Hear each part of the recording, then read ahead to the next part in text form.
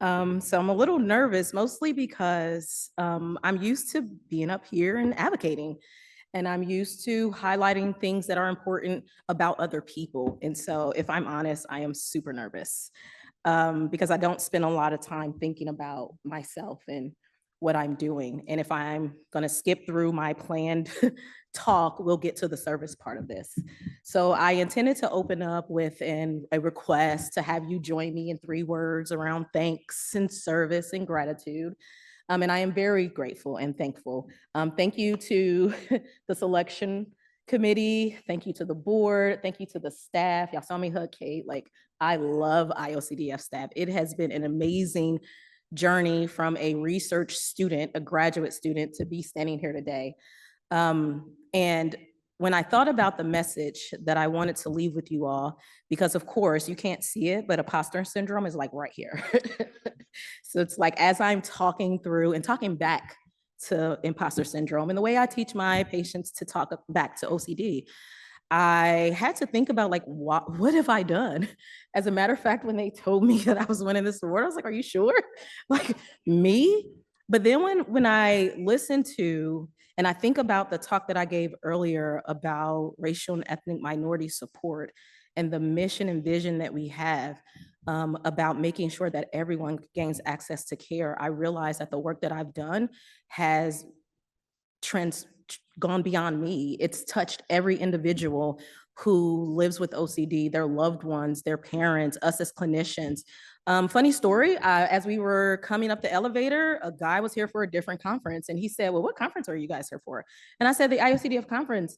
And he said, what's that? And I told him, and he was like, oh my God, my daughter has OCD.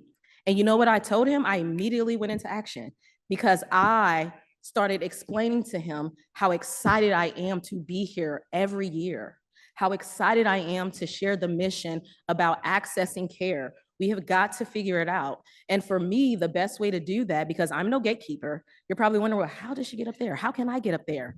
I put one foot in front of the other and I go towards the task and I persist. And that message is for those who are living with OCD, you persist towards your life. And those who are working in our community to figure out how to grant more access and navigate social systems that make it harder to do what we do, you keep doing that. You put one step in front of the other and you grab a partner. That 2030 plan where it says partnerships, that's how we're going to do this. And that's what I've been doing. And that's how I arrived here. And so for that, I am very grateful for the opportunity. I stand on the shoulders of those with lived experience. I'm going to name Miss Valerie Andrews because she's not here today, but she is a mirror to me. She is a Black woman who came to IOCDF and will tell the story. She has been the only Black woman with lived experience that she's seen here. I want to change that for her. I want to change that for every person who comes and is in search of somebody who looks like them, because I've seen the kids and heard the kids. You all heard the kids running around here with their little swords, excited. I want everybody to have that experience, no matter your race, your faith, your identity, because we know that identity is what OCD attacks. And that's why we can't afford to not consider culture.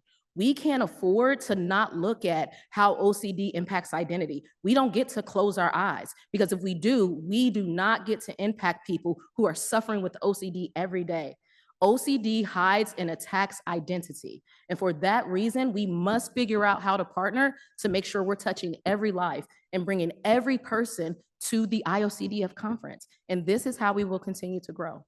So with that, I thank Ms. Val, I thank my grandmother, I thank my husband, I thank my brother, I thank my colleagues, I thank the U of L lab. I was trained under Monica Williams. I thank her for paving the way. I thank Dr. Jenny Yip for believing in me. I thank the DIAC Council for partnering with me on this mission. We have work to do. There's work to be done, and I plan to continue to do it. And I ask you to join me. Thank you.